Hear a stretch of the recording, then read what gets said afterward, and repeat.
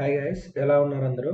So మన ఈ సిరీస్లో డివైడ్ అండ్ రూల్ అనే ఒక సిరీస్ స్టార్ట్ చేశాము సిఏ ఫైనల్ ఆర్టింగ్ కోసం. సో డివైడ్ అండ్ రూల్లో మనం చేసేది ఏంటంటే ఈచ్ అండ్ ఎవ్రీ సెంటెన్స్ని మనం పార్ట్స్గా డివైడ్ చేసి వాటి మీనింగ్ అర్థం చేసుకొని సో దట్ వాటిని ఎక్కువగా గుర్తుంచుకోవడానికి లేదంటే కన్సెప్చువల్ క్లారిటీ కోసం మనం వెళ్తున్నాము. సో ఈ రోజు మనం డిస్కస్ చేయబోయే స్టాండర్డ్ వచ్చేసి SA 500. కొంచెం ఈ స్కాన్ క్వాలిటీ కొంచెం డౌన్ ఉంది, ఎందుకంటే నేను మామూలుగా వేరే స్కానర్ యూస్ చేస్తూ ఉంటే ఇట్లా ఇక్కడ నేను బ్లూ కలర్ వాడాను, ఇక్కడ బ్లాక్ వాడాను, ఈ తేడా తెలియట్లేదు. సో వేరే స్కానర్ యూస్ చేస్తే కొంచెం కలర్ ఇలా వచ్చింది, but I hope this is fine only. So నేను మీకు ఈ హ్యాండ్ రిటర్న్ నోట్స్ ప్రొవైడ్ చేసినప్పుడు ప్రాపర్గా స్కాన్ చేసి అప్లోడ్ చేస్తాను. సో మీరు వచ్చేసి నాకు చేయాల్సింది, నేను మీ నుంచి రిక్వెస్ట్ చేసేది ఒకటే, మీకు ఈ వీడియో నచ్చినట్టయితే లైక్ చేసి మీ ఫ్రెండ్స్కి షేర్ చేసి సబ్స్క్రైబ్ చేయండి సో దట్ ఛానల్కి రీచ్ పెరుగుతుంది. సో రీచ్ పెరిగితేనే మేము చేస్తున్న వర్క్ నిజంగానే స్టూడెంట్స్కి హెల్ప్ అవుతుందా లేదా అని చూసుకొని మాకు ఇంకొంచెం మోటివేటింగ్గా ఉంటుంది, ఇంకా చేయడానికి మాకు అది హెల్ప్ఫుల్ అవుతుంది. ఓకే, మనం చేస్తుంది నచ్చుతుంది, మన ప్రయత్నం వృధాగా పోవట్లేదు అని చెప్పేసి మాకు ఆ క్లారిటీ మాకు రావడం కోసం మాకు కావాల్సింది మీ నుంచి ఇది మాత్రమే. అలానే మీకైనా రిక్వైర్మెంట్స్ ఉంటే ఈ వాట్సాప్ నెంబర్కి వాట్సాప్ చేయొచ్చు, లేదంటే ఇదే వీడియో కింద కామెంట్ సెక్షన్లో కూడా కామెంట్ చేసినా నేను ఈచ్ అండ్ ఎవ్రీ కామెంట్ చదివి రెస్పాండ్ అవుతాను. సో ఓకే, ఎక్స్క్యూజ్ మీ, కొంచెం వాయిస్ కొంచెం ఇబ్బందిగా ఉంది, but I will try to complete this today's video. So ఇవాళ చదివే స్టాండర్డ్ వచ్చేసి SA 500 ఆడిట్ ఎవిడెన్స్ గురించి. సో ఆడిట్ ఎవిడెన్స్ గురించి మనకు ఎలాంటి ఆడిట్ ఎవిడెన్స్ గ్యాదర్ చేసుకోవాలి, ఎలాంటి ప్రొసీజర్స్ పర్ఫామ్ చేసి ఎవిడెన్స్ అనేది ఆడిటర్ సంపాదించాలి, దీని గురించి ఈ స్టాండర్డ్ మనకు చెప్తుంది. సో ఇక్కడ ఎవిడెన్స్ అంటే ఏంటంటే ఎనీ ఇన్ఫర్మేషన్. సో ఇది జస్ట్ అండర్స్టాండింగ్ కోసం. So any information whether it is financial or non financial, అది ఫైనాన్షియల్గా అయి ఉండొచ్చు, నాన్ ఫైనాన్షియల్ అయి ఉండొచ్చు, to arrive conclusions to form or base the opinion that auditor is going to express. ఇప్పుడు మా ఆడిటర్గా మన బాధ్యత ఏంటి? To form and express an opinion. ఈ ఒపీనియన్ ఎక్స్ప్రెస్ చేయడం కోసం, ఈ ఒపీనియన్ ఫార్మ్ అవ్వడం కోసం, ఒక కంక్లూజన్కి రావడానికి ఉపయోగపడే ఏ ఇన్ఫర్మేషన్ అయినా కానీ మనం ఎవిడెన్స్ అనే అంటాము. అది కాకపోతే దానికి రెండు క్యారెక్టరిస్టిక్స్ ఉండాలి. ఒకటి, అది రిలవెంట్గా ఉండాలి ఈ ఒపీనియన్కి, అండ్ రిలయబుల్గా ఉండాలి. నీకు వచ్చిన ఆధారం, ఈ సాక్ష్యం, ఈ ప్రూఫ్ ఏదైతే ఉందో, ఎవిడెన్స్ ఏదైతే ఉందో అది రిలవెంట్ అండ్ రిలయబుల్గా ఉండాలి. ఇది జస్ట్ అండర్స్టాండింగ్ కోసమే, అసలు ఏంటి దేని గురించి మాట్లాడుతాం ఈ స్టాండర్డ్లో అని తెలుసుకోవడం కోసం. మరి ఆడిటర్ ఎలా అప్టైన్ చేస్తాడు ఇన్ఫర్మేషన్ని అంటే బై పర్ఫార్మింగ్ ప్రొసీజర్స్. సో ఇక్కడ మనము ప్రతి స్టాండర్డ్ చదివేటప్పుడు లేదంటే ఈ ఎంగేజ్మెంట్ చదివేటప్పుడు ఫస్ట్ అండర్స్టాండింగ్ అప్టైన్ చేసుకోవాలి. అండర్స్టాండింగ్ అయిన తర్వాత దాంట్లో రిస్క్ ఆఫ్ మెటల్ మిస్టేట్మెంట్ ఎంత ఉంది అని చెప్పి చూసుకోవాలి. చూసుకున్న తర్వాత దాని తర్వాత ప్రొసీజర్స్ పర్ఫామ్ చేయాలి. ఫర్దర్ ఆడిట్ ప్రొసీజర్స్ అని ఉంటాయి. దీంట్లో test of control, further audit ప్రొసీజర్లో టెస్ట్ ఆఫ్ కంట్రోల్ ఉంటుంది, లేదంటే సబ్స్టాంటివ్ ఆడిట్ ప్రొసీజర్స్ ఉంటాయి. దీంట్లో టెస్ట్ ఆఫ్ డీటెయిల్స్ ఉంటుంది, లేదంటే సబ్స్టాంటివ్ అనలిటికల్ ప్రొసీజర్స్ ఉంటాయి అని చెప్పి మనం చదువుతున్నాము. సో ఇలాగ మన ఆడిటర్గా మనం పర్ఫామ్ చేసే ప్రొసీజర్స్ నుంచి మనకు కొంత ఇన్ఫర్మేషన్ వస్తుంది. ఆ ఇన్ఫర్మేషన్ మనం ఎవిడెన్స్గా వాడచ్చు. ఈ ప్రొసీజర్స్లో చెప్పాను కదా, రిస్క్ అసెస్మెంట్ ప్రొసీజర్స్. ఈ మేనేజ్మెంట్ రిస్క్ ఆ ఎంటిటీలో మెటీరియల్ మిస్టేట్మెంట్ జరగడానికి ఎంత రిస్క్ ఉంది, ఎంత ఛాన్స్ ఉంది, ఆ రిస్క్ ఆఫ్ మెటీరియల్ మిస్టేట్మెంట్ని క్యాలిక్యులేట్ చేసేటప్పుడు అది క్యాలిక్యులేట్ చేయడానికి ఆడిటర్ పర్ఫామ్ చేసే ప్రొసీజర్స్ ఈ రిస్క్ అసెస్మెంట్ ప్రొసీజర్స్. ఆ రిస్క్ని అసెస్ చేసిన తర్వాత మరి అక్కడ నిజంగానే జరిగిందా లేదా అని తెలుసుకోవడం కోసం పర్ఫామ్ చేసేటివి further audit procedures by testing the controls and testing the details. Controls అంటే ఇంటర్నల్ కంట్రోల్లో ఉండే కంట్రోల్స్, డీటెయిల్స్ అంటే ఆ ఫినాన్షియల్ స్టేట్మెంట్స్లో ఉన్న ఈచ్ అండ్ ఎవరీ అసెర్షన్కి సంబంధించిన డీటెయిల్స్. సో వీటిని పర్ఫామ్ చేయడం వల్ల వచ్చే ఇన్ఫర్మేషన్ ఎవిడెన్స్గా ఉపయోగపడుతుంది ఆడిటర్కి అని చెప్తున్నాడు. సో ఇక్కడ జస్ట్ నేను ఇది ఒకటి మిస్ అయ్యాను అనుకుంటాను. ఇది information it can be either financial or non financial అంటున్నాము.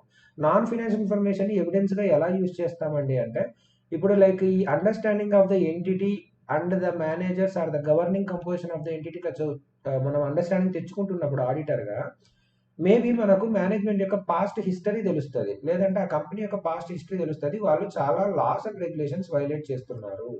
ఆ లాస్ అండ్ రెగ్యులేషన్స్ వల్ల వైలేట్ చేయడం వల్ల మేబీ వాళ్ళ కంపెనీ అసలు మూతపడిపోవచ్చు, అసలు గోయింగ్ కన్సర్నే ఉండదు అలాంటి కొన్ని ఇన్ఫర్మేషన్ మనకు తెలియచ్చు. సో నాన్ ఫినాన్షియల్ ఇన్ఫర్మేషన్ కూడా ఫినాన్షియల్ స్టేట్మెంట్స్ మీద ఎఫెక్ట్ చూపిస్తుంది, ట్రూ అండ్ ఫెయిర్గా ఉన్నాయా లేదా అని చెప్పడం కోసం. సో అలాంటి జస్ట్ ఒక ఎగ్జాంపుల్ చెప్పాను నేను మీకు అన్నమాట, లైక్ పాస్ట్ హిస్టరీ కానీ, లేదంటే మేనేజ్మెంట్ యొక్క ఇంటెన్షన్ ఎలా ఉంది, వాళ్ళ ట్రాక్ రికార్డ్ ఎలా ఉంది, ఇలాంటి దాన్ని బట్టి కూడా మనం ఒక ఒపీనియన్ ఫామ్ చేసుకోవడానికి ఒక్కొక్కసారి అవి కూడా ఎఫెక్ట్ చేస్తాయి. దాని తర్వాత ఈ ఫర్దర్ ఆడిట్ ప్రొసీజర్స్ పర్ఫామ్ చేసి ఆ ఇన్ఫర్మేషన్ని గ్యాదర్ చేసుకుంటాము. మరి ఆ ప్రొసీజర్స్ ఎలా ఉంటాయి, ఏమేమి ఉంటాయి ఎగ్జాంపుల్స్ చూస్తే ఫస్ట్ వచ్చేసి ఈ త్రీని మీరు ఒక గ్రూప్గా క్లబ్ చేసుకుంటే కొంచెం ఈజీ గుర్తుంటుంది. ఒకటి ఎంక్వైరీ అడగడం, అబ్జర్వేషన్ చూడడం, ఇన్స్పెక్షన్ చేయడం. ఎంక్వైరీ అనేది ఎవరిని చేస్తారు? ఎంక్వైరీ అంటే వెళ్ళి ఎవరిని అడగచ్చు అంటే ఎవరికైతే నాలెడ్జ్ ఉందో వాళ్ళని ఎవరినైనా అడగచ్చండి. వీళ్ళనే అడగాలి అన్నట్టు లేదు. వాళ్ళు కంపెనీలో లోపల ఉన్నోళ్ళు కావచ్చు, లేదంటే కంపెనీతో బయట ఉన్నోళ్ళు కావచ్చు. సో లోపల ఉన్నోళ్ళలో మళ్ళీ వాళ్ళు మేనేజ్మెంట్, టీసీడబ్ల్యూసీ కావచ్చు, లేదంటే ఎంప్లాయీస్ కావచ్చు. మేనేజ్మెంట్ నుంచి అయితే మనం తీసుకునేది రిటర్న్ రిప్రజెంటేషన్స్ అని మనకు తెలుసు. మనం ప్రతి స్టాండర్డ్లో లాస్ట్ పాయింట్ ఖచ్చితంగా రిటర్న్ రిప్రజెంటేషన్ అని ఒకటి ఉంటుంది అనమాట, 90% ఆఫ్ ద స్టాండర్డ్స్లో. ఓకేనా? సో అలాగా ఎవరినైనా అడగచ్చు. బట్ అడగడం ద్వారా వచ్చిన ఇన్ఫర్మేషన్ని అదే ఫైనల్ ఎవిడెన్స్గా తీసుకోవచ్చా అంటే తీసుకోకూడదు. It can only A corroborative evidence but not a substantial and substantial audit evidence అయితే కాదు. ఎందుకు అంటే అడిగినప్పుడు నీకు వచ్చే డేటా ఎంతవరకు కరెక్ట్ అనేది మనం ఖచ్చితంగా చెప్పలేమండి. ఇప్పుడు ఒక అవుట్ సైడర్ని అడిగినాము, వాడికి ఎంటిటీ మీద కోపం ఉండడం వల్ల అబ్బే అసలు ఏం మంచిగా ఉండదండి, వాళ్ళంతా అసలు రూల్స్ ఏం ఫాలో అవ్వరు, అంతా తప్పు ఉంటుంది, ఫ్రాడ్ నా కొడుకులండి అని చెప్పారు. చెప్పంగానే నువ్వు దాన్ని నమ్మేసి ఎవిడెన్స్ తీసుకోవడానికి అవుతుందా? అవ్వదు కదా. సో నీ డ్యూటీస్ నువ్వు సక్రమంగా నిర్వర్తిస్తూ ఉన్నప్పుడు నీకేమన్నా మెటీరియల్ స్టేట్మెంట్స్ దొరుకుతాయా అని చూడ్డానికి ఎంత రిస్క్ ఉంది చూడ్డానికి అని చెప్పి ఇప్పుడు వాళ్ళని ఎంక్వైరీ చేసి మనకు వచ్చిన అండర్స్టాండింగ్ని బట్టి ఎంత రిస్క్ ఉందని అనలైజ్ చేసి ఓహో ఇంత ఛాన్స్ ఉందా, ఇంత దొంగనా కొడుకులా అని చెప్పేసి మనం తర్వాత ఇంకొంచెం ఎక్కువ ఆడిట్ ప్రొసెస్ పర్ఫామ్ చేయడం కోసం మాత్రమే మనం యూజ్ చేయొచ్చు అనమాట ఈ ఇన్ఫర్మేషన్ని. దాన్ని బట్టేసుకొని మనం డెసిషన్ ఫామ్ చేసుకోవడానికి ఉండదు. So it can only be a corroborative evidence but not sufficient and appropriate audit evidence. ఓకేనా? దాని తర్వాత అడిగిన తర్వాత అబ్బో వాళ్ళంతా తప్పు చేస్తూ ఉంటారండి, వాళ్ళు అసలు మీరు కావాలంటే చూడండి ఇన్వెంటరీ వాల్యుయేషన్ చూడండి, వాళ్ళు వెళ్తారా అసలు అక్కడ ఇన్వెంటరీనే ఉండదు, లేదంటే గుడ్ కండిషన్లో లేని పుచ్చు ఇన్వెంటరీని కూడా వాళ్ళు గుడ్ ఇన్వెంటరీ అని చెప్పి వాల్యుయేట్ చేస్తారంటే వాళ్ళు అసలు అదంతా దొంగనా కొడుకులు అని చెప్పాడు.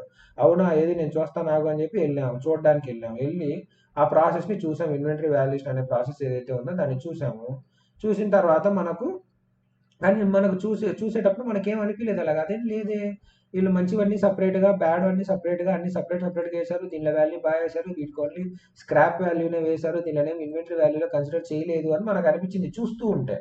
అంటే నువ్వు వెళ్ళంగానే ఇప్పుడు మొత్తం ఇన్వెంటరీ ఇంత ఉంది, ఇంత ఇన్వెంటరీని వాళ్ళు వచ్చేసి ఇది గుడ్ అని చెప్పి ఇది బ్యాడ్ అని చెప్పి రెండు సపరేట్ చేశారు. ఇది చెప్పినట్టు లేదే, ఎంక్వైరీలో మనకు వచ్చిన ఇన్ఫర్మేషన్ కరెక్ట్ కాదే అని అనిపించింది. చూసి మళ్ళీ వెళ్ళేసి అరే ఏంది మేము చూసాము అట్లేం లేదు, వాళ్ళు సపరేట్ చేస్తున్నారు బ్యాడ్ కూడా, నువ్వేమో బ్యాడ్ కూడా వాళ్ళు కలిపేసి వాల్యూ చేస్తున్నారు అన్నావు అని చెప్పి అడిగితే అట కాదండి వాళ్ళు కొన్నే చేశారు, దీంట్లో కూడా ఇంకా చాలా ఉంటాయి బ్యాడ్వి అని చెప్పాడు అనుకోండి. అప్పుడు నెక్స్ట్ మనం ఏం చేస్తాం, మనమే వెళ్ళి పర్సనల్గా ఇన్స్పెక్ట్ చేస్తాం అనమాట. ఏదో ఒకసారి చూద్దాం ఆగు ఏం చేస్తున్నారు అని చెప్పి వెళ్ళి ఇంకా దగ్గరికి వెళ్ళి ఏమేం జరుగుతుంది, ఇవన్నీ మంచిగానే ఉన్నాయా లేదా, ఇవన్నీ గుడ్డేనా, ఏమన్నా దీంట్లో కూడా డ్యామేజ్ వాళ్ళు మిక్స్ చేసేసారా అని చెప్పి వెరిఫై చేస్తాం బై ఎగ్జామినింగ్ ద రికార్డ్స్ అయినా వెరిఫై చేయొచ్చు, లేదంటే ఆ వెరిఫికేషన్ ప్రాసెస్ని ఎగ్జామిన్ చేయొచ్చు. సో ఈ మూడింటిని ఒక క్లబ్ చేసుకోవచ్చు, ఇన్స్పెక్షన్, అబ్జర్వేషన్ అండ్ ఎంక్వైరీ. దాని తర్వాత నెక్స్ట్ వచ్చేసి రిమైనింగ్ ప్రొసీజర్స్. ఇంకొకటి ఎక్స్టర్నల్ కన్ఫర్మేషన్స్ ద్వారా మనకి ఇన్ఫర్మేషన్ వస్తుంది. మనం ఆల్రెడీ అంతకుముందు ఒక స్టాండర్డ్లో చదివాము, పాజిటివ్ ఉంటుంది కన్ఫర్మేషన్, నెగిటివ్ కన్ఫర్మేషన్ ఉంటుంది, ఎక్సెప్షన్ అని కూడా ఉంటాయని. So direct written representation to auditor from A third party. Like ఇప్పుడు ఒక డెటర్ ఉన్నాడు మన బుక్స్లో, లైక్ ఇప్పుడు ఏ ఏ లిమిటెడ్ అనే వాడి బుక్స్ మనం ఆడిట్ చేస్తున్నప్పుడు దీంట్లో ఎక్స్ లిమిటెడ్ అనేటోడు నాకు ₹1,00,00,000 ఇవ్వాలి అని చెప్పి రాసుకున్నాం. ఇప్పుడు ఆడిటర్ ఏం చేస్తాడంటే ఈ ఎక్స్ లిమిటెడ్ అనే వాడికి లెటర్ రాస్తాడు, నువ్వు ₹1,00,00,000 ఇవ్వాలి వీడికి అని వీడి బుక్స్లో ఉంది, నీ బుక్స్ చెక్ చేసి చెప్పు నిజంగానే నువ్వు ₹1,00,00,000 ఇవ్వాలా వీడికి అని చెప్పి అడుగుతాము. సో వాడు ఎస్ అంటే ఓకే ఇన్ఫర్మేషన్ వస్తుంది, లేదండి ₹1,00,00,000 కాదు 50 లక్షలు అని నేను ఇవ్వాల్సింది వాళ్ళు 1,00,00,000 అని రాసుకున్నారని చెప్తే ఓహో మరి ఏంటి వీళ్ళు ఏమైనా ఎర్రర్ చేశారా లేకపోతే ఫ్రాడ్ జరిగిందా అని ఇన్ఫర్మేషన్ వస్తుంది. దాని తర్వాత రీక్యాలిక్యులేషన్, నువ్వే సొంతంగా కొన్ని క్యాలిక్యులేషన్ చేయాలి. ఎగ్జాంపుల్కి వచ్చేసి ఇంట్రెస్ట్ క్యాలిక్యులేషన్, డిప్రిసియేషన్ క్యాలిక్యులేషన్ ఏవైతే ఉన్నాయో అలాంటివి ఆడిటరే సొంతంగా క్యాలిక్యులేట్ చేస్తాడు. సో ఈ క్యాలిక్యులేట్ చేయాల్సిన బాధ్యత ఎవరిది? మేనేజ్మెంట్ ఫినాన్షియల్ స్టేట్మెంట్స్ ప్రిపేర్ చేసేటప్పుడు ఈ క్యాలిక్యులేషన్ అన్ని చేసి ఫినాన్షియల్ స్టేట్మెంట్స్ ప్రిపేర్ చేస్తుంది.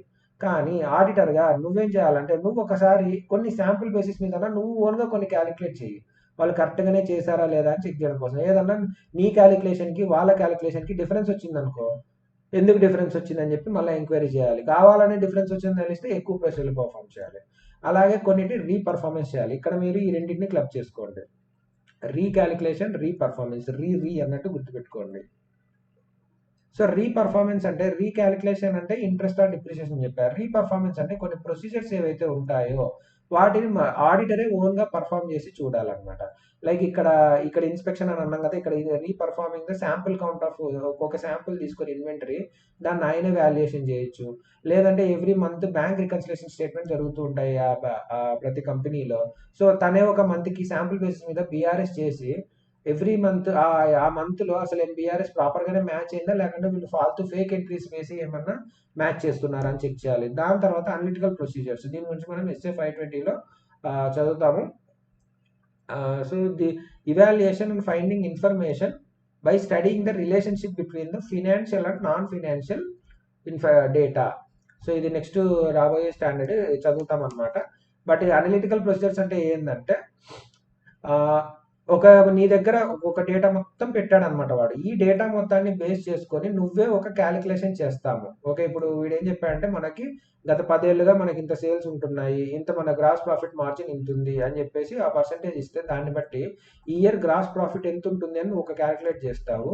అదే అమౌంట్ దరిదాపుల్లో అన్న ఉందా లేదా నువ్వు క్యాలిక్యులేట్ చేసిన పాస్ట్ డేటా ప్రకారం నువ్వు క్యాలిక్యులేట్ చేసిన అమౌంట్ ఈ ఇయర్లో యాక్చువల్గా ఉన్న అమౌంట్ రెండు అట్లీస్ట్ మ్యాచ్ అవుతున్నాయా దరిదాపుల్లో అనేది చెక్ చేయొచ్చు. అలాగా నీ దగ్గర ఉన్న వేరే డేటాను పట్టుకొని ఈ ఇన్ఫర్మేషన్ మొత్తాన్ని ఇవాల్యుయేట్ చేసి ఈ కరెంట్ ఇయర్కి పాస్ట్ ఇయర్కి ఉన్న రిలేషన్షిప్ని ఐడెంటిఫై చేసి కూడా నువ్వు కొంచెం చూడొచ్చు అనమాట. ఫర్ ఎగ్జాంపుల్ ఇక్కడ ఒక గత 10 yearsగా చూస్తే వాళ్ళకు ఎవ్రీ ఇయర్ 1 crore ఉంది. 1 crore ప్రకారం ఎవ్రీ ఇయర్ ఒక 10% ఇంక్రీజ్ అవుతూ ఉన్నాయి సేల్స్.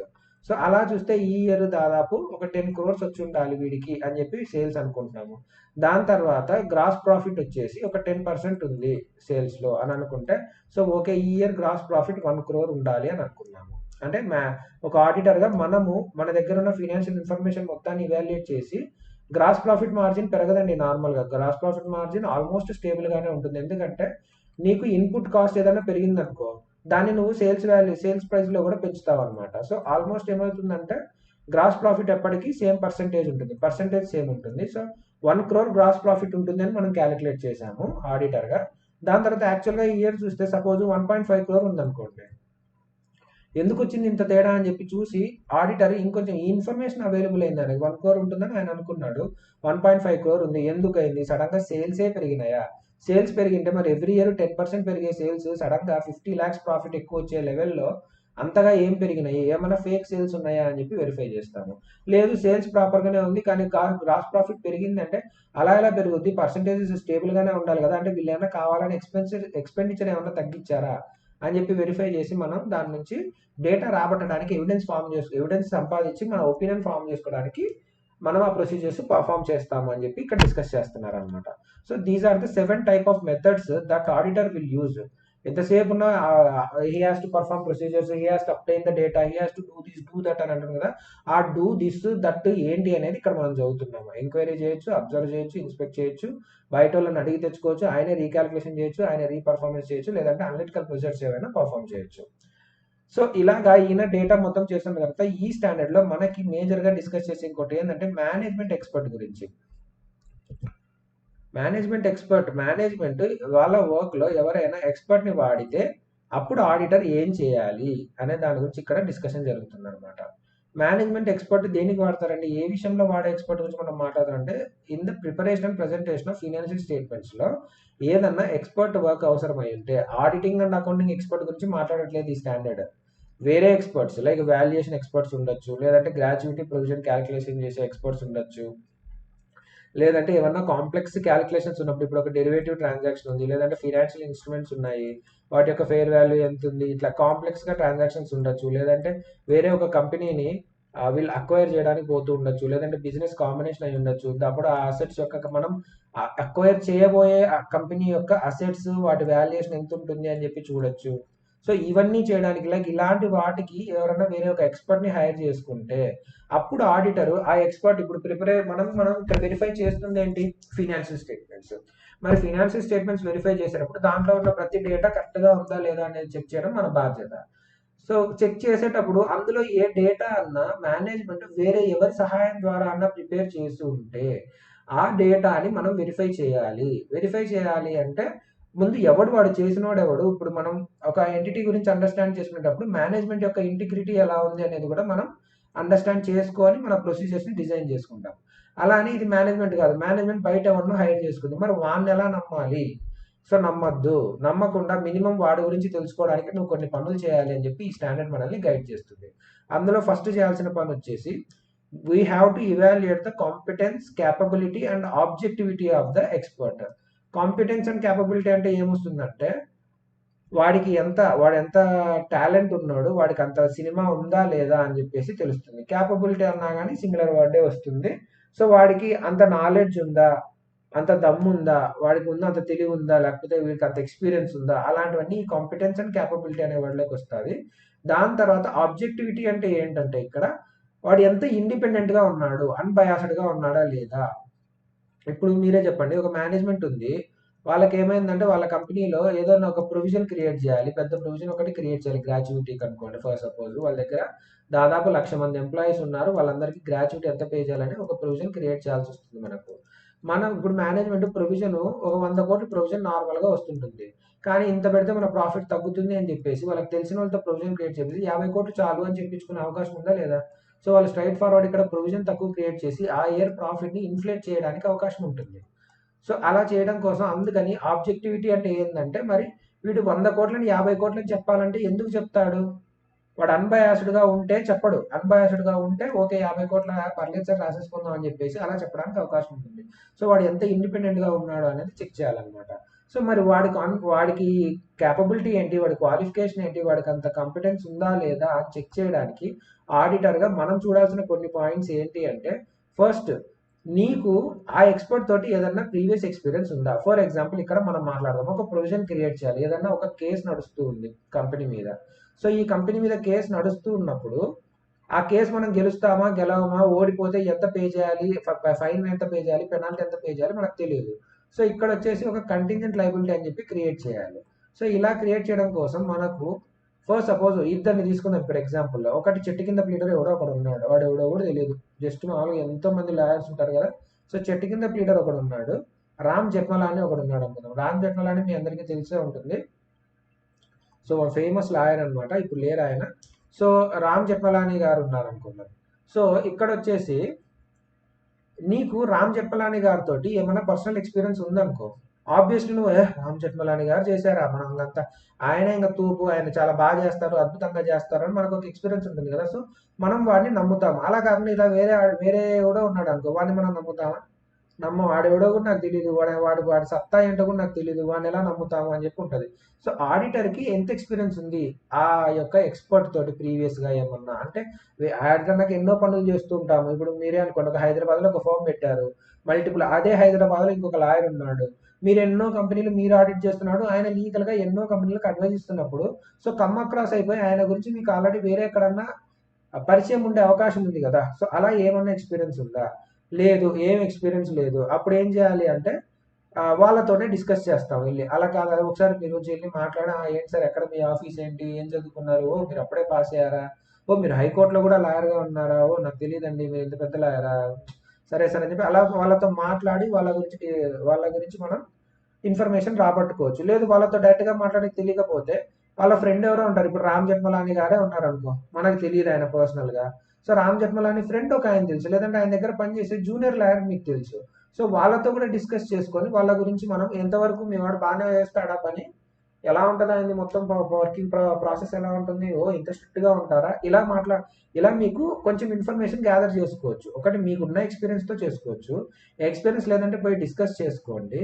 దాని తర్వాత లేదు అది కూడా డిస్కస్ కూడా చేయలేదు, వాళ్ళతో మాట్లాడడానికి నాకు చాలా సిగ్గుగా ఉందండి, వాళ్ళు ఎవరో ఏందని అసలుకే ఇంట్రోవర్ట్ని, నాకు వాళ్ళతో మాట్లాడాలంటే చిరాగ్గా ఉంది, నా వల్ల కాదు అంటే, సరే వాడితో మాట్లాడకుండానే మనం తెలుసుకోగలిగే కొన్ని ఇన్ఫర్మేషన్ ఏంటంటే వాడు ఏం చదివాడు, ఇప్పుడు బీకామ్ చదివాడా, ఎల్ఎల్బి చదివాడా, దాని తర్వాత వాడికి ఇప్పుడు లా కమిషన్ ఏదో ఉంటుంది కదా, లా కౌన్సిల్ ఉంటుంది కదా, దాంట్లో ఆయనకు మెంబర్షిప్ ఉందా లేదా, ఆయనకు అసలు ప్రాక్టీస్ చేయడానికి లైసెన్స్ ఉందా లేదా లా కౌన్సిల్ నుంచి.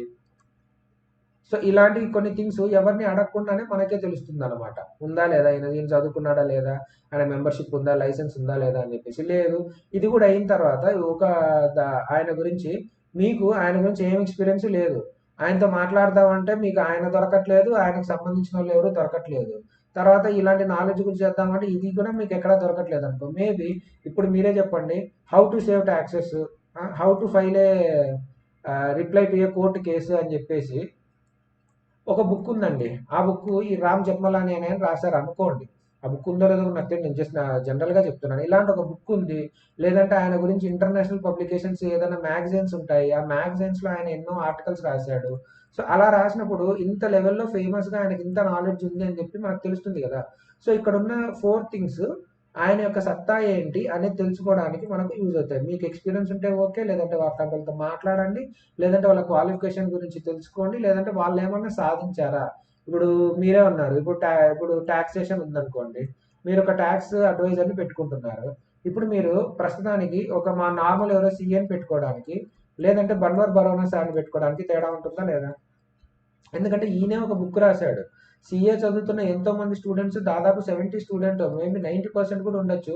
ఆయన బుక్కే రెఫర్ చేస్తున్నారు. సో, అలాగా వాళ్ళదేమన్నా ఉందా దానికి ఆ ఫీల్డ్‌కి సంబంధించి అని చెప్పి చూసుకోవాలన్నమాట. సో, ఈ 4 థింగ్స్‌ని బట్టి ఆడిటర్‌కి వాళ్ళ సత్తా ఏంటి అనేది తెలుస్తుంది.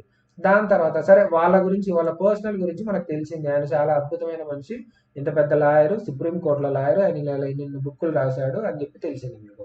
దాని తర్వాత ఆయన ఏ వర్క్ గురించి, ఆ వర్క్ ఏం చేస్తారు వాళ్ళు అనేది మీకు అండర్‌స్టాండింగ్ రావాలి. ఇక్కడ నేను తీసుకున్న ఎగ్జాంపుల్ ఏంటి, ఆయన లీగల్ వర్క్ చేస్తారు. సో, ఇక్కడేందంటే మనం చేయాల్సింది ఆయన చేస్తున్న వర్క్ ఏదైతే ఉందో, ఈ ఫైనాన్షియల్ స్టేట్మెంట్స్ ప్రిపరేషన్‌లో ఆయన చేసిన వర్క్ ఏదైతే ఉందో, ఆ ఏరియాస్ ఏదన్నా ఆడిట్‌కి రిలవెంట్‌గా ఉన్న ఏరియాస్ ఏమన్నా ఆ వర్క్‌తో సంబంధించి ఉన్నాయా? యెస్. ఇందాక మనం మాట్లాడుకున్నాము. ఒక కంటింజెంట్ లయబిలిటీ క్రియేట్ చేయాలి ఒక కేస్ గురించి. దాని తర్వాత ఓకే. రిలవెంట్‌గా ఉన్నాయి. మరి ఈ వర్క్ వాళ్ళు ఏదైతే మనకు చేస్తున్నారో వాళ్ళు ఇప్పుడు ఇందాక మనం వాళ్ళకి ఏదన్నా మెంబర్‌షిప్ ఉందా లేదా అని మాట్లాడుకున్నాం. మరి మెంబర్‌షిప్ ఉన్నప్పుడు ఇప్పుడు మనకు కూడా సీఏ మెంబర్ అయిన తర్వాత మనకు కొన్ని స్టాండర్డ్స్ ఉన్నాయా? అలాగా ఏమన్నా ప్రొఫెషనల్ స్టాండర్డ్స్ ఉన్నాయా వాళ్ళు చేస్తున్న వర్క్‌కి? సో, ఇప్పుడు మనము ఆడిట్ ఎవిడెన్స్ చేయాలంటే ఇప్పుడు లేదంటే ఆడిట్ రిపోర్ట్ ఇవ్వాలంటే ఎస్‌సి 705 ఒకటుండాలి. ఒపీనియన్‌కి 706 అని ఒకటుండాలి. ఇట్లా స్టాండర్డ్స్ ఉన్నాయి. అలా వాళ్ళు చేసిన వర్క్‌లో గూడా ఒక కేసు కంటింజెంట్ లయబిలిటీ ఎంత క్రియేట్ చేయాలి, ఏంది అని గైడ్ చేయడం కోసం వాళ్ళకేమన్నా స్టాండర్డ్స్ ఉన్నాయా లేదా అని చెప్పి మనం చూసుకోవాలి. ఎందుకంటే స్టాండర్డ్స్ ఉంటే వర్క్ మోర్ రిలయబుల్ అయిపోతుంది. దాని తర్వాత వాళ్ళేమన్నా అజంప్షన్స్ తీసుకున్నారా? లేదంటే ఎలాంటి మెథడ్ వాడారు? వాళ్ళు వాడిన అజంప్షన్స్ గాని, ఏం అజంప్షన్స్ తీసుకున్నారు? ఒకవేళ తీసుకుంటే అవి జనరల్లీ యాక్సెప్టబుల్ గానే ఉన్నాయా? అండ్ అప్రోప్రియేట్ గానే ఉన్నాయా? ఈ ఫైనాన్షియల్ రిపోర్టింగ్ పర్పసెస్‌కి అని మనం ఆడిటర్‌గా ఒకసారి చెక్ చేసుకోవాలి. వాళ్ళకేమన్నా స్టాండర్డ్స్ అప్లై అవుతున్నాయా? అసలు ముందు రిలవెంట్ ఉన్నాయా? యెస్ రిలవెంట్ ఉన్నాయి. మరి రిలవెంట్ ఉంటే వాళ్ళేమన్నా స్టాండర్డ్స్ ఉన్నాయా? వాళ్ళకు ఒక గైడ్ చేయడానికి స్టాండర్డ్ ఉందా? యెస్ స్టాండర్డ్ గూడా ఉంది. కానీ దాంట్లో స్టాండర్డ్‌లో కొన్ని అజంప్షన్స్ ఉన్నాయి. వాళ్ళు ఓన్ జడ్జ్‌మెంట్ యూజ్ చేయాల్సొచ్చింది. ఓహో! అవునా! మరైతే ఏం జడ్జ్‌మెంట్స్ యూజ్ చేశారు? అవి కరెక్ట్‌గానే యాక్సెప్టబుల్ గానే ఉన్నాయా? అప్రోప్రియేట్ గానే ఉన్నాయా? దాని తర్వాత ఓకే. ఏ సరే వాళ్ళు యాక్సెప్టబుల్ గానే ఉన్నాయి. అప్రోప్రియేట్ గానే ఉన్నాయి. కానీ వాళ్ళు ఒక డేటా బేస్ చేసుకొని ఈ అజంప్షన్‌కి ఫార్మ్ అయ్యారు. మరి ఆ డేటా పరిస్థితి ఏంటి? ఆ డేటా ఎంతవరకు రిలయబుల్‌గా ఉంది? అది ఇంటర్నల్ డేటానా? ఎక్స్‌టర్నల్ డేటానా? ఎక్స్‌టర్నల్ డేటా అంటే నోట్‌కొచ్చిన డేటా తీసుకున్నారా? లేదంటే ప్రాపర్‌గా ఎక్కడన్నా ఏదైనా పబ్లికేషన్ నుంచి గాని, ఏమన్నా రిపోర్ట్స్ నుంచి గాని గ్యాదర్ చేసి ఆ డేటా తీసుకున్నారా? సో, వీటన్నిటిని బట్టి ఆ ఎక్స్‌పర్ట్ యొక్క వర్క్‌ని మనం అర్థం చేసుకోవాలి. ఏ డేటా వాడి చేశారు? ఆ డేటా దొరికిన తర్వాత కూడా కొన్ని డేటా దొరక్కపోవడం వల్ల ఏమైనా అజంప్షన్స్ తీసుకున్నారా? మరి అజంప్షన్ తీసుకున్నప్పుడు వాళ్ళని గైడ్ చేయడానికి వాళ్ళకేమైనా స్టాండర్డ్స్ ఉన్నాయా? అసలు ఇన్ని ఉన్నాయి బానే ఉంది. అసలు అది నాకు రిలవెంటేనా కాదా నేను చేస్తున్న ఆడిట్‌కి అని చెప్పి వాళ్ళ వర్క్ గురించి మీరు అండర్‌స్టాండింగ్ తెచ్చుకోవాలి. ముందు వాళ్ళ గురించి ఒక అండర్‌స్టాండింగ్ రావాలి. తర్వాత వాళ్ళు చేస్తున్న వర్క్ గురించి ఒక అండర్‌స్టాండింగ్ రావాలి. దాని తర్వాత సరే మొత్తం బానే ఉంది. వాళ్ళ వర్క్ బానే ఉంది. వాళ్ళ వర్క్‌ని మనం ఆడిట్ ఎవిడెన్స్‌గా యూజ్ చేయడానికి ఏమన్నా అవుతుందా? అవుతుందా లేదా అని చెక్ చేయడం కోసం మళ్ళీ మనకు కొన్ని పాయింట్స్ మనం చెక్ చేసుకోవాల్సి ఉంటుంది. We have to check the relevance, reasonableness and consistence of experts findings and whether they are appropriately reflected or not. ఇప్పుడు వాళ్ళు చేసిన వర్క్ ఏదైతే ఉందో, ఒక ఎక్స్పర్ట్ ఇచ్చిన ఫైండింగ్ లేదంటే వాళ్ళు ఇచ్చిన ఒక కంక్లూజన్ ఏదైతే ఉందో, దాన్ని ప్రాపర్‌గా రిఫ్లెక్ట్ చేశారా లేదా ఫైనాన్షియల్ రిపోర్టింగ్‌లో, ఫైనాన్షియల్ స్టేట్మెంట్స్‌లో. చేయకపోతే ముందు ఆ కంక్లూజన్ ఏదైతే ఉందో అది ఎంతవరకు రిలవెంట్. ఇక్కడ చదివాం కదా weather it is relevant to audit. And reasonable గానే ఉందా? అది ప్రాపర్ గానే కన్సిస్టెంట్ గానే కన్సిస్టెంట్ ప్రొసీజర్స్ ఫాలో అవ్వడం వల్ల వచ్చిందేనా కాదా అని చెప్పి చూసి చూడాలి. ఒకవేళ చూసిన తర్వాత కూడా అని yes that is relevant. Yes that is reasonable. వాళ్ళ కంక్లూజన్స్ అన్ని పద్ధతిగా ఉన్నాయి. కానీ అప్రోప్రియేట్ గా రిఫ్లెక్ట్ అయ్యి లేదనుకో. అప్పుడు మనం దాన్ని ఎవిడెన్స్ గా వాడుకోవచ్చు. లేదండి ఇది కరెక్ట్ గా లేదు పరిస్థితి అని చెప్పేసి. దాని తర్వాత వాళ్ళు యూజ్ చేసిన అజంప్షన్స్, మెథడ్స్ ఏవైతే ఉన్నాయో అవి రిలవెంట్ గా, రీజనబుల్ గా ఉంటే ఓకే. లేవు, వాళ్ళు వాళ్ళ నోటికి వచ్చిన అజంప్షన్ తీసుకున్నారు, వాళ్ళకి ఎట్ట బుద్ధి పుడితే అట్ట మెథడ్ ఫాలో అయ్యారు. దీనికంటూ వాళ్ళ స్టాండర్డ్ ఒక మెథడ్ ప్రిస్క్రైబ్ చేస్తూ ఉంది, కానీ వాళ్ళు ఆ మెథడ్ ఫాలో కాలేదు, వాళ్ళకి నచ్చిన మెథడ్ ఫాలో అయ్యారు అనుకోండి. అలా నచ్చిన మెథడ్ ఫాలో అయితే అది ప్రాపర్గా రాలేదండి, ఇది కరెక్ట్గా లేదు అని చెప్పేసి మనం దాన్ని ఎవిడెన్స్గా వాడుకోవడానికి అవకాశం ఉంటుంది మనకు.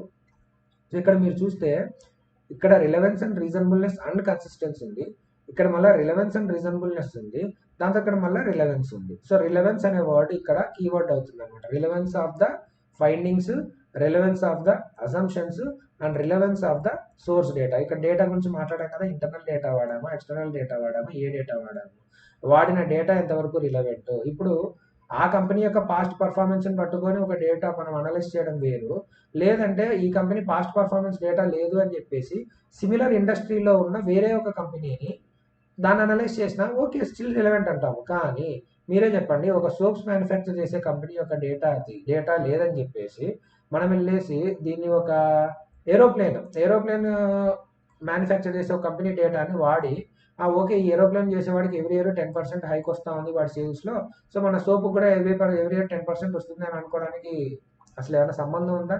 సో వాడిన డేటా ఏదైతే ఉందో, ఎక్స్పర్ట్ వాడిన డేటా అది రిలవెంట్గానే ఉందా లేదా, దాని తర్వాత కంప్లీట్గా ఉందా లేదా. ఇప్పుడు ఒక ఇయర్ మొత్తం డేటా తీసుకుంటే ఒక ఇయర్ అనలైజ్ చేయడానికి ఇయర్కి సంబంధించిన డేటా మొత్తం తీసుకోవాలి, 4 క్వార్టర్స్ ఉంటే 4 క్వార్టర్స్ తీసుకోవాలి. అలా కాకుండా ఈ 2 క్వార్టర్లను తీసుకొని నేను మొత్తం ఫుల్ ఇయర్కి అనలైజ్ చేస్తానంటే అవుతుందా? అవ్వదు కదా. సో రిలవెంట్గా ఉండాలి, కంప్లీట్గా ఉండాలి అండ్ కరెక్ట్గా ఉండాలి, యాక్యురసీ అంటారు అనమాట.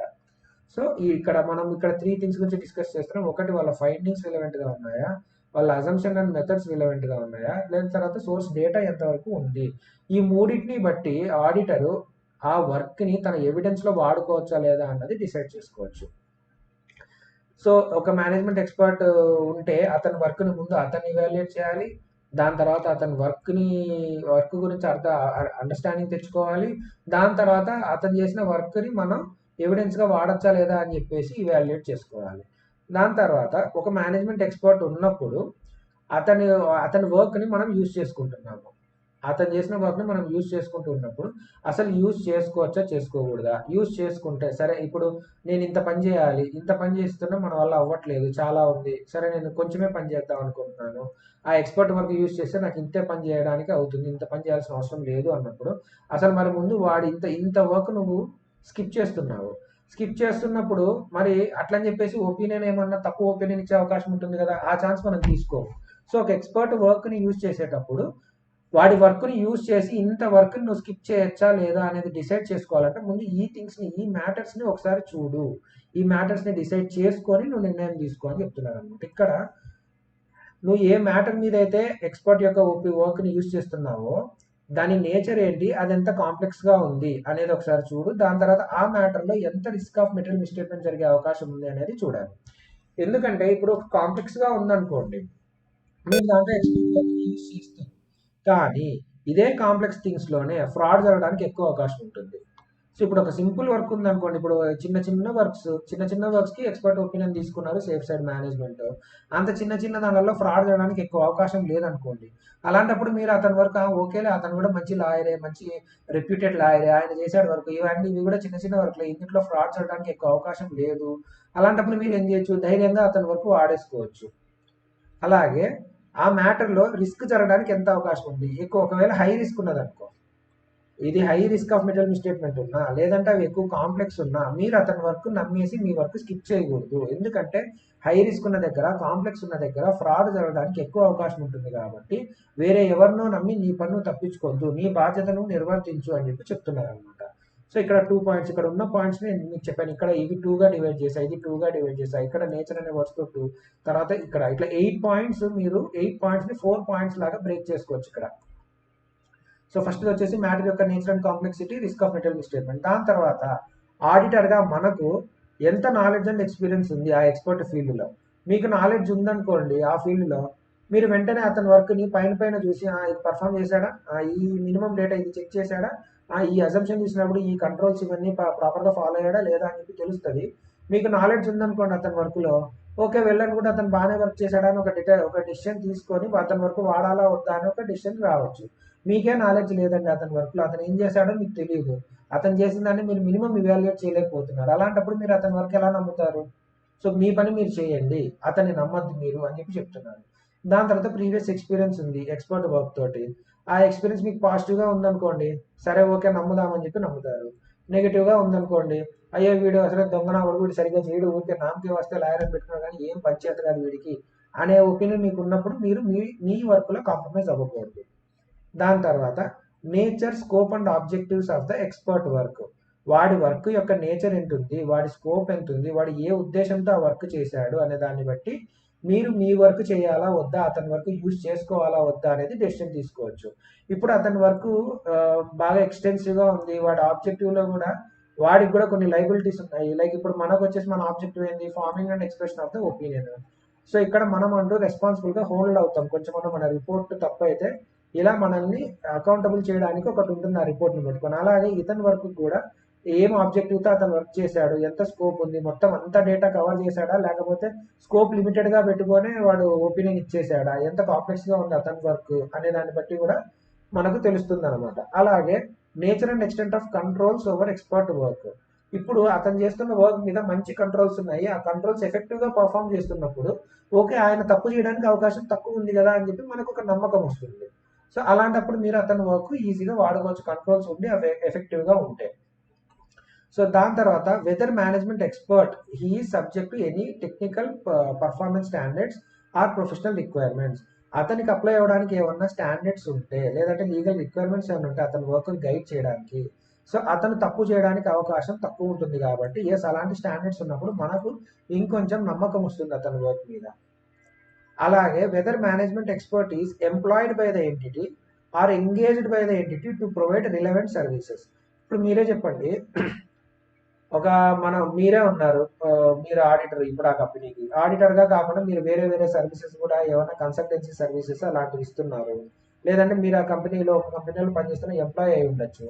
మీకు వాళ్ళతోటి వేరే రిలేషన్ ఏదైనా ఉంటే, ఒక ఎంప్లాయీ రిలేషన్ కానీ, లేదంటే పాస్ట్గా వేరే సర్వీసెస్ తీసుకొని ఉన్నప్పుడు కానీ మీకు వాళ్ళకి ఉన్న ఆ చొరవ చనువు ఏదైతే ఉంటుందో దాన్ని బేస్ చేసుకొని అక్కడ కొంచెం ఆబ్జెక్టివిటీ అనేది తగ్గిపోతుంది అనమాట. ఈ కేసులో ఎంప్లాయీగా ఉన్నా లేదంటే వేరే ఎవరైనా ఉన్నా కానీ వాళ్ళకు వేరే రిలేషన్షిప్ ఉంటే ఆబ్జెక్టివిటీ అనేది క్వశ్చన్ అవుతుంది. వాళ్ళు అన్బయాస్డ్గా ఉంటారా, మీరే చెప్పండి. మీ కింద పనిచేసే ఒక ఎంప్లాయీ మీరు చెప్పిన దాన్ని దాటి ఒక రిపోర్ట్ ఇవ్వడానికి ఆయనకు పాసిబుల్ అవుతుందా? అవ్వదు కదా. అలాగనమాట. సో ఇవి ఇంకా వచ్చేసి ఎక్స్టెంట్ టు విచ్ మేనేజ్మెంట్ ఎంత కంట్రోల్ ఉంది. మేనేజ్మెంట్కి ఎక్స్పర్ట్ మీద ఎక్కువ కంట్రోల్ ఉందనుకో, ఎక్కువ లిమిటేషన్స్ పెడుతున్నారనుకో, మనం అలాంటప్పుడు ఎక్స్పర్ట్ వర్క్ని అంత రిలయబుల్గా తీసుకోవడానికి లేదు. ఎందుకంటే మొత్తం ఆడుతోంది ఎక్స్పర్ట్, ఆడిస్తోంది మేనేజ్మెంట్ అంత కంట్రోల్ వాళ్ళు పెట్టుకున్నప్పుడు వీడు చెప్పినట్టు వాడు ఆడుతున్నాడండి తోలుబొమ్మలాగా. అలాంటప్పుడు వాడి వర్క్ని మనం ఎలా రిలై అవుతాము? ఆయన అంటూ ఓన్గా నువ్వు చెప్పేది ఏందయ్యా, నాకంటూ ఒక లెవెల్ ఉంది, నాకంటూ ఒక స్టాండర్డ్స్ ఉన్నాయి, నేను అవన్నీ పర్ఫామ్ చేసి ప్రొసీజర్ చేయాలి, నీకోసం నేను ఇవన్నీ చేయలేను అని చెప్పేసి అలా ఉంటే ఆ వర్క్ రిలయబుల్, అలా లేకపోతే వర్క్ రిలయబుల్ కాదు. అంటే అలానే మేనేజ్మెంట్ ఈ ఎక్స్పర్ట్ వర్క్ ఏదైతే ఉంటుందో ఆ వర్క్ అతనికే కాకుండా ఇంకా ఎన్ని ఆల్టర్నేట్ సోర్సెస్ ఉన్నాయి. ఇప్పుడు ఆల్టర్నేట్ సోర్సెస్ లేవనుకోండి, లేనప్పుడు ఇంకా మనం ఏం చేస్తాం, చచ్చినట్టు మన ప్రొసీజర్స్, మన చేతనైన ప్రొసీజర్స్ ఏవైతే ఉన్నాయో వాటిని ఆ ఎక్స్పర్ట్ వర్క్ మీద ఉన్న కాటికి పర్ఫామ్ చేసి, మన చేతనైన కాటికి పర్ఫామ్ చేసి ఓకే బాగానే ఉంది, నాకు తెలిసినంత వరకు ఏం తప్పులు దొరకలేదు అని చెప్పి వాడతామండి. అలా కాదు, మనకి ఇంకా చాలా సోర్సెస్ ఉన్నాయి, ఆల్టర్నేట్ సోర్సెస్ ఎన్నో అవైలబుల్ ఉన్నాయి ఆ వర్క్ని ఎవాల్యుయేట్ చేయడానికి. అలాంటప్పుడు మనకి ఇంకా మళ్ళీ వాడి వర్క్ని చూసుకుంటూ వాడు కట్టే చేశాడా లేదా చేయడానికి ఆల్టర్నేటివ్ సోర్సెస్లో ఇంకా సింపుల్గా ఏదన్నా, లేదంటే మనం ఈ ఆల్టర్నేట్ సోర్సెస్ నుంచి ఒక డెసిషన్ అరైవ్ అవుతాము. వీడు ఒక డెసిషన్ ఇచ్చాడు, ఆ రెండు ఈక్వల్ ఉన్నాయా లేదా చూసినా ఓకే ఈక్వల్గానే ఉన్నాయి, అయితే వీళ్ళు నమ్మచ్చు అని చెప్పి డెసిషన్ తీసుకుంటాం కదా. సో అలాగనమాట. ఆల్టర్నేట్ సోర్సెస్ ఉంటే మనం ఆల్టర్నేట్ సోర్సెస్ని యూజ్ చేసుకొని కొరాబరేటివ్ ఎవిడెన్స్ తీసుకోవచ్చు అతని వర్క్ మీద రిలై అవ్వకుండా. సో ఈ 10 పాయింట్స్ని కన్సిడర్ చేసి ఎక్స్పర్ట్ యొక్క వర్క్ని మనం ఆడిట్ ఎవిడెన్స్గా వాడచ్చా లేదా, ఒకవేళ వాడితే మన ప్రొసీజర్స్ ఎలా పర్ఫామ్ చేయొచ్చు, మన nature, timing and extent of the audit procedures ఏమన్నా మాడిఫై చేయాల్సి ఉంటుందా చూసుకుంటాం అనమాట. సో ఇక్కడ మనం ఏమైనా డిస్కస్ చేసాము, ఫస్ట్ వచ్చేసి మ్యాటర్ యొక్క నేచర్ ఏంటి, కాంప్లెక్సిటీ ఏంటి, ఎంత రిస్క్ ఉంది, ఆడిటర్కి ఆ ఫీల్డ్లో ఎంత నాలెడ్జ్ ఉంది, అతనితో ఏమైనా ప్రీవియస్ ఎక్స్పీరియన్స్ ఉందా, తర్వాత ఎక్స్పర్ట్ వర్క్ యొక్క నేచర్ ఏంటి, ఆబ్జెక్టివ్ ఏంటి, ఆ వర్క్లో ఎలాంటి కంట్రోల్స్ ఉన్నాయి, వాటి నేచర్ ఏంటి, whether the management expert is వాడికి ఏమైనా స్టాండర్డ్స్ ఉన్నాయా లేదా, or he is employed or engaged by the మేనేజ్మెంట్కి ఎంత కంట్రోల్ ఉంది, లేదంటే ఏమన్నా ఆల్టర్నేటివ్ సోర్సెస్ ఉన్నాయి మనకి ఎవిడెన్స్ తెచ్చుకోవడానికి. సో ఈ 10 పాయింట్స్ని కన్సిడర్ చేసి మనం వాళ్ళ వర్క్ని యూజ్ చేయొచ్చా లేదా డిసైడ్ చేసుకోవాలి. దాని తర్వాత ఇప్పుడు ఒక ఆడిట్ ఎవిడెన్స్, ఇప్పుడు ఇక మేనేజ్మెంట్ ఎక్స్పర్ట్కి సంబంధించింది ఇప్పటిదాకా చదివేసామండి. ఏమేం చదివాం? ఫస్ట్ వచ్చేసి మేనేజ్మెంట్ ఎక్స్పర్ట్ వాడి యొక్క కాంపిటెన్స్, క్యాపబిలిటీ, ఆబ్జెక్టివిటీ చెక్ చేయాలి. దాని తర్వాత you obtain the understanding about his work తేవాలి.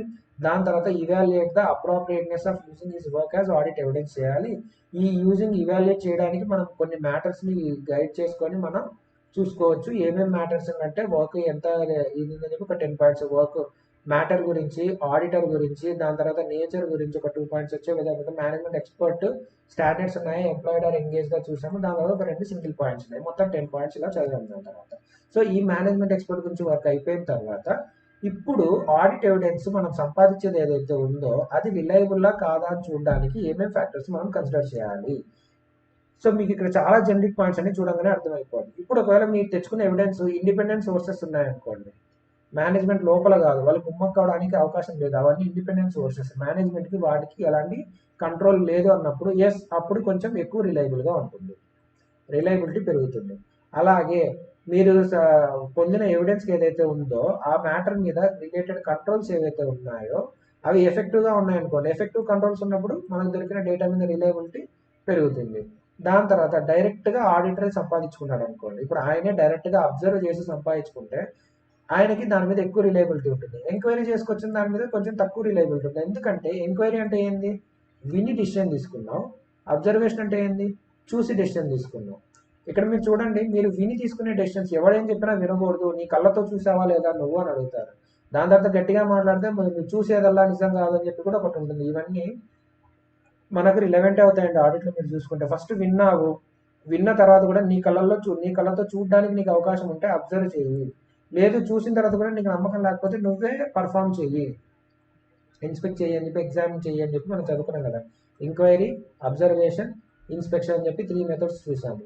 సో ఎంక్వైరీ నుంచి వచ్చే కంటే కూడా అబ్జర్వేషన్ నుంచి వచ్చేది ఎక్కువ రిలయబుల్ ఉంటుంది, అబ్జర్వేషన్ నుంచి కంటే కూడా ఇన్స్పెక్షన్ నుంచి వచ్చేది ఎక్కువ రిలయబుల్ ఉంటుంది. సో విన్న దానికంటే కూడా చూసిన దానికి ఎక్కువ రిలయబిలిటీ ఉంటుంది అని చెప్తున్నారు.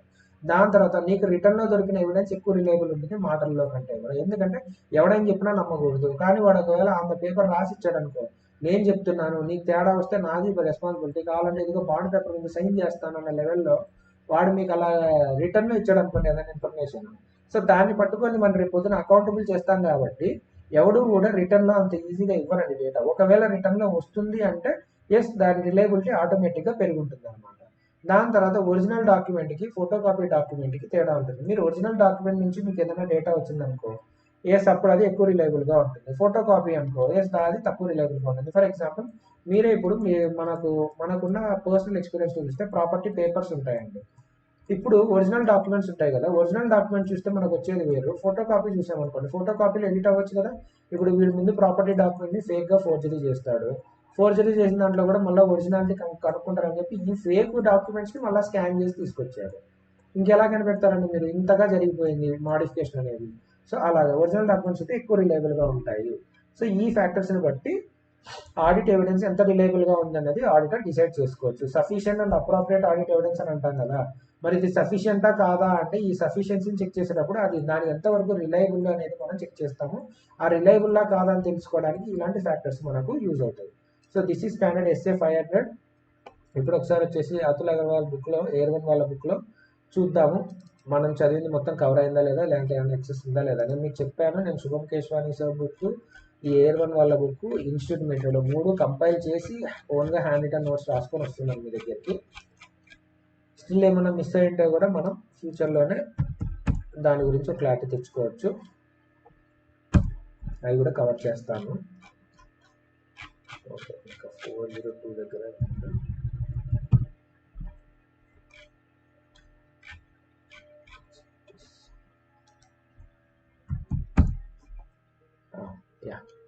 సో ఫటాఫట్ చూస్తే, సో బేసిక్స్ అంటే ఎక్స్ప్లెనేషన్ ఇస్తాడు, ఏంటి the information use by auditor to arrive at conclusions, దాన్నే ఆడిట్ ఎవిడెన్స్ అని అంటాము. దానికి 2 ప్రొసీజర్స్ ఉన్నాయి, ఒకటి రిస్క్ అసెస్మెంట్ ప్రొసీజర్స్ అని చెప్పాను, దాని తర్వాత ఫర్దర్ ఆడిట్ ప్రొసీజర్స్ అని చెప్పాను. 2 టైప్స్ ఆఫ్ ప్రొసీజర్స్ ఉన్నాయి. దాంతో ఏమేమి మెథడ్స్ నేను చెప్పాను, ఇన్స్పెక్షన్, అబ్జర్వేషన్, అన్నిటికంటే ఫస్ట్ ఎంక్వైరీ వచ్చేసి నాలెడ్జబుల్ పర్సన్ నుంచి చూస్తాము, అది ఓన్లీ కొరాబరేటివ్ ఎవిడెన్స్ గానే ఉంటుంది, sufficient and appropriate audit evidence మీరు కన్సిడర్ చేయకూడదు అని మీకు చెప్పాను. అబ్జర్వేషన్ అంటే ఆ ప్రాసెస్ని చూడటం, ఇన్స్పెక్షన్ అంటే ఎగ్జామిన్ చేయటం. సో ఇది సీకింగ్ ఇన్ఫర్మేషన్, ఇది అడగడం, చూడడం, చేయడం. తర్వాత ఎక్స్టర్నల్ కన్ఫర్మేషన్ అంటే directly from the third party మనకు ఆర్డర్ తీసుకునే డెసిషన్. రీకాలిక్యులేషన్లో అర్థమెటికల్ యాక్యురసీ కోసం మీరే చెక్ చేస్తారు. ఎగ్జాంపుల్గా నేను మీకు ఇంట్రెస్ట్ డిప్రిషియేషన్ చెప్పాను. తర్వాత రీపర్ఫార్మెన్స్లో వచ్చేసి independent execution of procedures. For example ఇది ఇక్కడ బ్యాంక్ రికన్సిలేషన్, వీళ్ళు కూడా సేమ్ ఎగ్జాంపుల్ ఇచ్చారు. సిమిలర్ ఎగ్జాంపుల్స్ ఉంటాయండి. నేను కొత్త ఎగ్జాంపుల్స్ కొన్ని దాకా గ్రంథానికి తేలేను అనమాట. బట్ అక్కడికి ఇక్కడ లేనివి నేను ఓన్గా అనలైజ్ చేసి తెస్తున్నాను. అనలిటికల్ ప్రొసీజర్స్ వచ్చేసి evaluation of the financial information by study of the relationship among both financial and non financial data. దాని తర్వాత ఇక్కడ ఇది బేసిక్ థింగ్ అండి. మొత్తం ఎగ్జామిన్ చేస్తారా, కొన్ని ఎగ్జామిన్ చేస్తారా, ఆడిట్ శాంప్లింగ్ తీస్తారా అని చెప్తున్నారు. అది జస్ట్ జనరిక్ అండర్స్టాండింగ్ కోసమే. దాని తర్వాత రిలయబిలిటీ, ఒక మేనేజ్మెంట్ ఎక్స్పర్ట్ వాడుతున్నప్పుడు వాడు రిలయబిలిటీని ఎలా చేస్తారంటే you have to evaluate his work. ఇక్కడ వచ్చేసి కాంపిటెన్సీ, క్యాపబిలిటీ అండ్ ఆబ్జెక్టివిటీ. తర్వాత వాడు ఆ వర్క్ గురించి అండర్స్టాండింగ్ తెచ్చుకోవాలి. దాని తర్వాత వాడి వర్క్ని ఎవిడెన్స్గా వాడడానికి ఎంత అప్రాప్రియేట్ ఉందని చెప్పేసి చూడాలి. దాని తర్వాత ఈ కాంపిటెన్స్ గురించి తేవడం కోసం ఈ పాయింట్ ఇక్కడ ఉంది. సో పర్సనల్ ఎక్స్పీరియన్స్ ఏమన్నా ఉందా, వాళ్ళతో డిస్కషన్స్ ఏమన్నా చేయండి. లేదంటే ఎక్స్పర్ట్ క్వాలిఫికేషన్ ఏమన్నా ఉందా, వాళ్ళకి ఇంకా స్టాండర్డ్స్ ఏమన్నా అప్లై అవుతున్నాయా, వాళ్ళకి ఏమైనా లీగల్ రిక్వైర్మెంట్స్ ఉన్నాయా, ఇవన్నీ మనకి ఏమైనా ఐడియా ఉంటే అది చూడాలి. Personal experience, discussion with the expert, లేదంటే and others who has knowledge of the expert. So ఇక్కడ ఎక్స్ట్రా పాయింట్ ఉందండి, వీళ్ళు కట్ షార్ట్ చేసేసారనమాట. సో మీరు ఎక్స్పర్ట్ వర్క్ రాస్తే మీకు 25% మార్క్స్ దొరుకుతాయి. అలా కాకుండా and other persons who have knowledge of the expert అనేది రాస్తే మీకు ఆబ్వియస్లీ క్వాలిటీ కూడా పెరుగుతుంది అండ్ అలాగే మీ ఆన్సర్లో క్వాంటిటీ కూడా పెరుగుతుంది. సో ఇప్పుడు మీరే చెప్పండి, ఈ క్వశ్చన్ని ఒక 2 మార్క్స్ క్వశ్చన్స్కి ఇచ్చారనుకో, ఈ 4 పాయింట్లు సరిపోతాయి. అదే ఒక 4 మార్క్స్కి ఇచ్చినప్పుడు మీరు ఈ 4 పాయింట్లు ఇలాగే రాసిస్తే ట్రస్ట్ మీ, మీరు నమ్మరు కానీ అన్ని మార్క్స్ పడవండి. కొంచెం క్వాలిటీ కూడా పెంచాల్సి ఉంటుంది, క్వాంటిటీ కూడా పెంచాల్సి ఉంటుంది, కొంచెం ఓన్గా ఇంకొంచెం డీటెయిల్గా ఎక్స్ప్లెయిన్ చేయాల్సి ఉంటుంది. దానివల్ల ఆబ్వియస్లీ టైం ఎక్కువ కన్జ్యూమ్ అవుతుంది, ఎక్కువ రాయాల్సి ఉంటుంది మీరు. దాని తర్వాత మేనేజ్మెంట్ వర్క్ యొక్క అప్రాప్రియేషన్ చూడడానికి ఇక్కడ ఏమేమి చూడాలి అంటే రిలవెన్స్ అండ్ రీజనబుల్నెస్ ఆఫ్ అతని ఫైండింగ్స్ ఏమున్నాయి అనేది చూడాలి. దాని తర్వాత రిలవెన్స్ అండ్ రీజనబుల్నెస్ మళ్ళీ ఇక్కడ చూడండి. ఇక్కడ వీళ్ళతో నాకు ఇదేనండి ప్రాబ్లం. ఇక్కడేమో రిలవెన్స్ అండ్ రీజనబుల్నెస్ రెడ్లో హైలైట్ చేశారు. ఇక్కడికి వచ్చేసరికి రిలవెన్స్ అండ్ రీజనబుల్నెస్ రెడ్లో హైలైట్ చేయలేదు. హైలైట్ చేస్తే రిలవెన్స్ అండ్ రీజనబుల్కి సంబంధించి 2 పాయింట్స్, ఒకటి ఫైండింగ్స్, ఇంకోటి అజంప్షన్స్ అని చెప్పి ఇంకొంచెం ఈజీ గుర్తుపెట్టుకుంటాం కదా. సో ఇక్కడ దీన్ని మాత్రం ఇక్కడ రెండింటిని హైలైట్ చేశారు, ఇక్కడేమో దీన్ని ఒకటే హైలైట్ చేశారు. మళ్ళీ ఇక్కడికి వచ్చిన తర్వాత కూడా రిలవెన్స్ అండ్ కంప్లీట్, ఇక్కడ రిలవెన్స్ అనే దాన్ని కొంచెం హైలైట్ చేసి రాస్తే ఓకే రిలవెన్స్కి సంబంధించి 3 పాయింట్లు ఉన్నాయని స్టూడెంట్ అర్థం చేసుకోవడానికి ఈజీగా ఉంటుంది. అందుకే నేను మీకు రాసేటప్పుడు అలా కూడా నేను కలిపి ఎక్స్ప్లెయిన్ చేస్తుంటాను. దాని తర్వాత థ్రెడ్స్ టు మేనేజ్మెంట్ ఎక్స్పర్ట్, ఏమేమి థ్రెడ్స్ ఉన్నాయి. ఇప్పుడు ఒకవేళ మేనేజ్మెంట్ ఎక్స్పర్ట్ ఏదైతే ఉన్నదో ఆబ్జెక్టివ్గా ఉండాలి అని అన్నాము, అతనికి ఏమైనా పర్సనల్ రిలేషన్షిప్ ఉందా, లేదంటే ఎంప్లాయీగా ఏమన్నా ఉన్నాడా, ప్రీవియస్ ఎంగేజ్మెంట్స్ అతను ఏమేమి పర్ఫామ్ చేశాడు అదంతా చూసి ఏమైనా థ్రెడ్స్ ఉంటే మరి ఏం సేఫ్ గార్డ్స్ తీసుకున్నారు, ఆ థ్రెడ్స్ ఆబ్జెక్టివ్గా ఉండడానికి ఎక్స్పర్ట్ ఏం సేఫ్ గార్డ్స్ తీసుకున్నారు చూడాలి. దాని తర్వాత మేనేజ్మెంట్తో డిస్కస్ చేయాలి, ఏమన్నా ఉన్నాయా మీకు ఎక్స్పర్ట్కి మధ్యలో లావాదేవీలు అని చెప్పేసి. దాని తర్వాత ఒక ఎక్స్పర్ట్ వర్క్ని మనము ఆడిట్ ఎవిడెన్స్గా వాడాలి అనుకున్నప్పుడు ఎలా nature, timing and extent of ప్రొసీజర్స్ని ఎలా అఫెక్ట్ చేస్తాయి, అఫెక్ట్ చేసే క్రమంలో మీరు ఏమేమి చూడాలి అంటే ఇక్కడ మ్యాటర్కి సంబంధించి ఇది మ్యాటరే, అందుకని నేను మ్యాటర్ అని చెప్పేసి ఇట్లా పెట్టేసి nature and complexity and ROMM అని చెప్పి ఒకటి ఇచ్చాను. దాని తర్వాత ఇక్కడ ఆడిటర్స్ నాలెడ్జ్, ఇక్కడ ఆడిటర్ అని పెట్టేసి నేను అతని నాలెడ్జ్, ప్రీవియస్ ఎక్స్పీరియన్స్ అని చెప్పి ఇచ్చాను. ఇక్కడ 4 పాయింట్స్ కవర్ అవుతాయి. దాని తర్వాత whether management expert is subjected to any standards, అలాగే whether he is employed by the management, అది ఆ 2 పాయింట్స్ చెప్పాను మేనేజ్మెంట్. దాని తర్వాత ఆల్టర్నేటివ్ సోర్సెస్ ఏమన్నది ఇక్కడ నేచర్ అండ్ స్కోప్ దగ్గర నేను nature, scope and objective of expert work and nature and extent of controls over the expert work, ఈ పాయింట్ కూడా నేను మీకు చెప్పాను. ఇక్కడ 7 ఉన్నాయి. నేను ఇంకా మీకు 2 పాయింట్స్ ఎక్స్ట్రా చెప్పాను, 10 పాయింట్స్ చెప్పాను, 3 పాయింట్స్ ఎక్స్ట్రా చెప్పాను. వాటన్నిటిని కూడా ఇలా క్లబ్ చేసి చెప్పాను, సో మీకు బెటర్గా గుర్తుండడం కోసం. సో ఈ స్టాండర్డ్ ఇక్కడతో కవర్ అయిపోయింది. ఇంతకంటే ఎక్కువగానే మనం నా హ్యాండ్ రిటన్ నోట్స్ నుంచి డిస్కస్ చేశాను. సో ఇంకా ఏమైనా రిక్వైర్మెంట్స్ ఉంటే మీరు comment section or WhatsApp message చేయండి. Thank you very much guys.